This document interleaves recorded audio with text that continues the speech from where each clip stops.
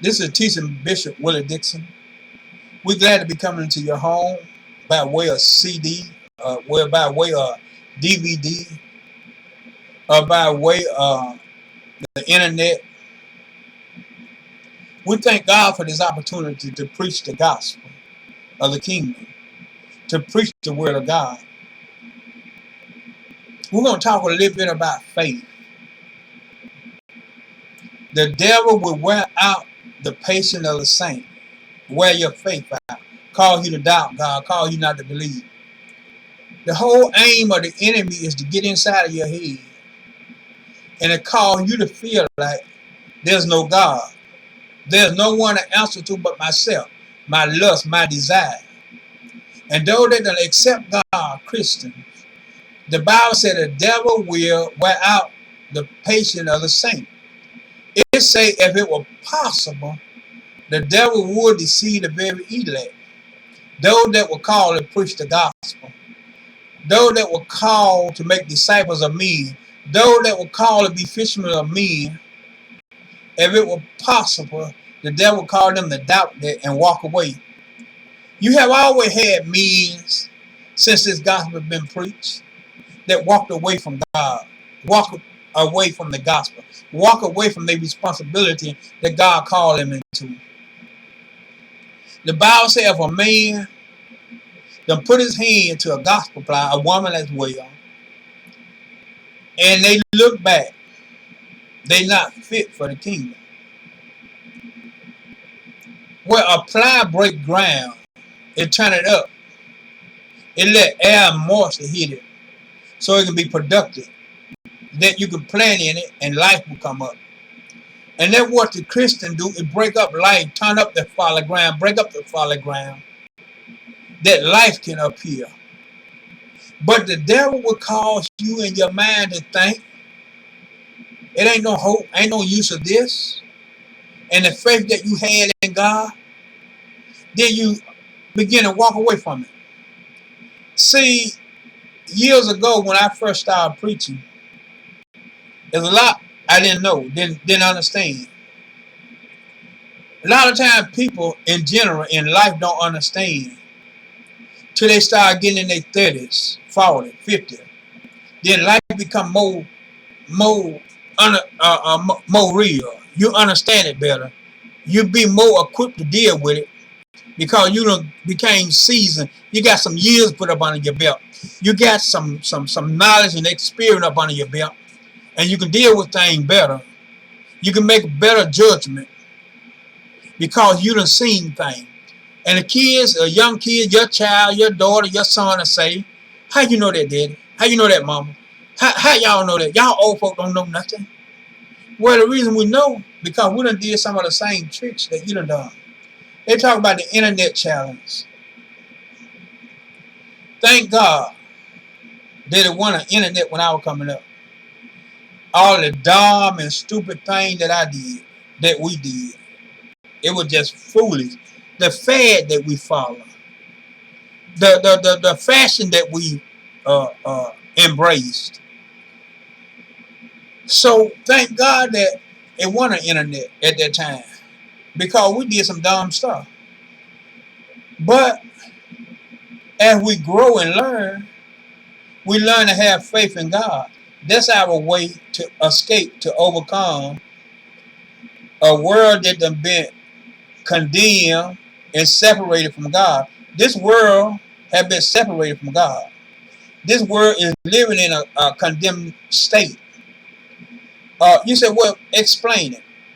Well, the world cannot please God. The way of this life cannot please God. The thing that we embrace in this life, to enjoy your pleasure, to be who you want to be, to do your own thing, will not please God. He say the world is an enemy against God. But see, we first have to have faith that there's a God. In order for us to submit to him, in order for us to follow his word, in order for us to live for him, be willing to die for him, to be willing to suffer for him, to be willing to deny ourselves of the appetite of the world. Now, you got some Christian, some preacher say it ain't nothing in the world I want. Well, I have to not believe that. I happen to believe there's lust, there's things out in the world my heart is fond of. It's fun of. But I have to learn how to resist it and replay my desire, my want, just like every human being got. Replace it with God. And let God come in and take the driver's seat. And not let my desire drive my life. That's why you got to have faith and not let the devil wear your faith out. Destroy your faith. The devil tried to wear out Job's patience, Job's faith. He tried to kill the faith of Job that he had in God. He tried everything. Here's what he did. The devil had watched Job, seen it. He said, well, ain't no sense in me fooling with Job. Job is on cloud 9 for God. I mean, he fired up. He revved up, ready to go for God. And he obeying God. And he don't have anything that will make him want to deny God. See, when you have everything you want, you shouldn't deny God. You got food, you got clothes, you got money, you got power, you got prestige. Job had all those things in abundance. He had a loving family. He had a blessed and a prosperous family. And Job, what he did was he worshiped God. But when God approached the devil and said, have you considered Job? He said, no, I have not. Because he got too many things going for him and you. You done blessed him too much. You done hedged him up. You done kept me away from him. I can't claw at him. I can't dig his feet from up on him. I can't touch him. He said, well, I tell you what. I take every one of them things away from him. I fold my arm and I let you have it. And he will not curse me or deny me. He will not lose faith in me no matter what you do. So the devil went on, took his prosperity, took his respect from the community, everything Job had going for him, took his oxen, his sheep, his asses, his camel, his archers, everything. Job still standing like a champ. And the devil couldn't get at him, couldn't hurt him. And the devil come back to God, and God say, what happened? He's still worshiping me. He said, well, God, let me just tell you. He a little harder than I thought he would. But if you will touch his health, his body, he'll curse you to his face. He'll come in your face and denounce you and won't have no faith. And he'll go swaying all kind of words against you. God said, okay, go ahead. Just don't kill him. You can half kill him. You can bring him near to death. You can break him out. You can let his eyes break out in them flames. It don't care what you do. Just don't kill him. So he went on. He did that. Boil broke out on Job all over his body. Job had to isolate himself and sit down and scrape himself because pus and infection were running out of it. But yet he did not curse God. Then you got what we all have, whether it's a woman or a man. Man, why don't you just curse God and die? He done took everything from you. Like that wasn't bad enough. Now he done forsook you. And he done walked away from you. And you sick and you dying of boil. You dying of infection. You dying of affliction in your body. He probably had arthritis, rheumatoid, and everything else. That's a side effect of being full of infection and purge. But anyway, Job looked at his wife and said, woman, you talk as a foolish woman that don't know God and that never receive anything from God. The Lord give it and the Lord take it away. Blessed be the name of the Lord. See, that's what we have to be. That's what we have to do when the enemy come against us to destroy us. We got to hold our faith and our integrity, knowing that God make no mistake. God don't do anything out of hate, out of bitterness, out of revenge to hurt you. He don't play tricks on you so you can lose your soul. But you have to realize that God gonna bring you through. We as Christians do all this confession, all this shouting and dancing and boogie wooging and all this prophesying and everything else. Long a thing is good. But soon as our faith is put to a challenge, our faith is tried and tested, then we want to curse God and die. Then we want to walk away from God and say God's word is not what he said it was. It's okay when everybody else going through this and no hardship have came upon me. No trial, no tribulation, no struggles. Then it's okay for me to talk about how great God is, how God can bless. Well, God is a God of his word. If God do not do what he said, then God is a liar. If he let me die in my trials, in my tribulation, and when my test come, and I have faith in him, he let me die, then God is a liar, and he ain't able to keep me and do what he said he'll do. But we know the devil is a lie, and God is who he say he is. He's not the son of man that he should lie.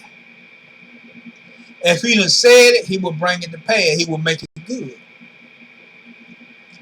This is when we have to stand up and be strong. The Bible said when you done did all that you can do to stand, he said stand anyway. When you done obeyed the law to the letter, when you done kept the commandment, you done kept the word of God, stand anyway. The rich young ruler had kept all of those laws and commandments.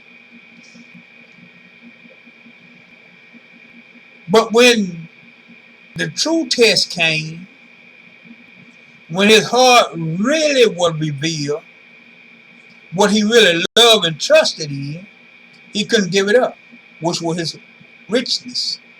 We have things that we love and trust in and have faith in.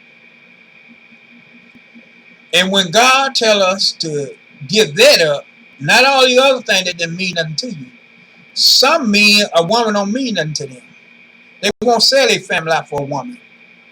They won't sell their wife out for a woman. They won't walk away from their family for a woman. You got some men will. You got some men walk away from God and their family and everybody else for drugs and alcohol. But you got some men will not do that. You got some men for riches, for wealth, for a name, for to be important in society. They'll walk away from God. But you got some men won't do that. But everybody have a weakness. And I heard people say, all my life, everybody have a price. Well, Job didn't have a price. I shouldn't have a price. You shouldn't have a price. And I feel like I don't have a price. I feel like whatever trial I come against me, I will overcome it. I had a dream a year and a half after I began to preach the gospel of the kingdom. And in this dream, we were in a church van, a big white van. It was a church van. And me and some brother was in the van. And we were driving down a road. But the road was over against a gully, a deep ditch. And the door slid open from the van. And it looked like hog 8 to 12 feet long, was rushing up out of that gutter, out of that ditch. And it almost would get me, but the door closed. Then the dream changed. And it looked like in the dream when it changed, I was running. And everybody was trying to catch me, grab me, hold me, get a hold to me. But I was running and weaving and ducking and dodging. They never could really just get a hold fixed on me. Then I ran into a house. And I'm turning corners in that house from room to room. And they never could quite get their hands on me. And after that, I ran straight out through the back door. And it looked like paradise. The bird was singing, trees were big, and flowers were growing, blooming, and everywhere. And God said, now you overcame the enemy because you didn't stop. You didn't give in because people were trying to get you, because creatures were trying to destroy you. But you hung tough. And you did not lose your faith. You did not let your trials and your trouble and your tribulation cause you to lose your faith, to lose your hope. That's the devil's aim today, is to cause you to lose your faith, to lose your hope, your confidence in God. That was the devil's aim for Job, to lose his confidence in God when everything went south. Everything went wrong. Everything collapsed in on him. And it was designed for him to give up. That's why you that made all these big professions how God gonna use you to heal the sick and raise the dead and heal the sick. That's why you going through your trial and your trouble.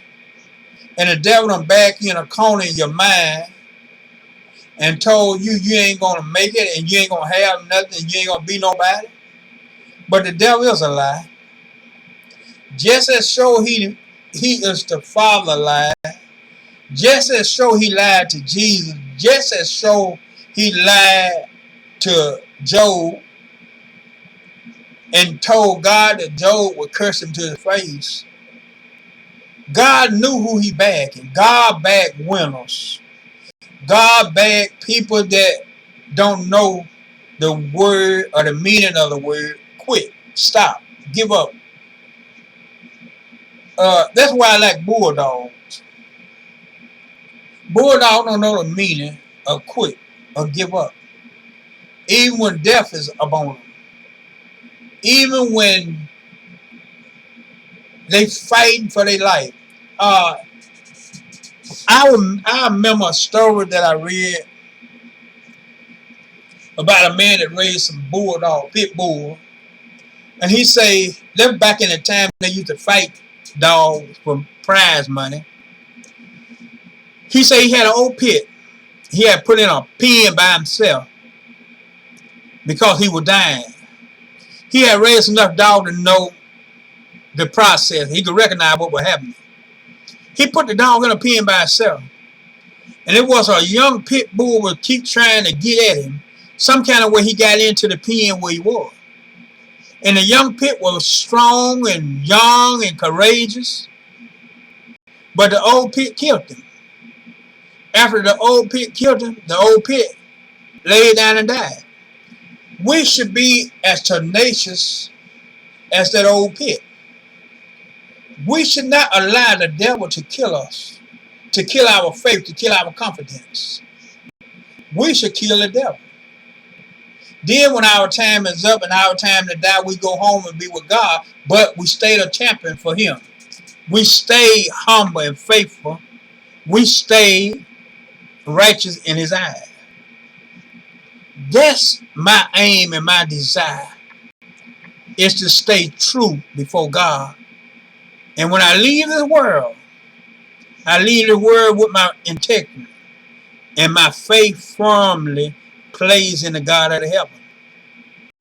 I do not regret the life that I have chosen, that was chosen for me to live by God. I don't regret it. No matter what goes or what comes, what I have or what I don't have, who lack it or who accept it, who want to put me in a circle or don't. Longer I can stay true to God, and die with the fight in my heart.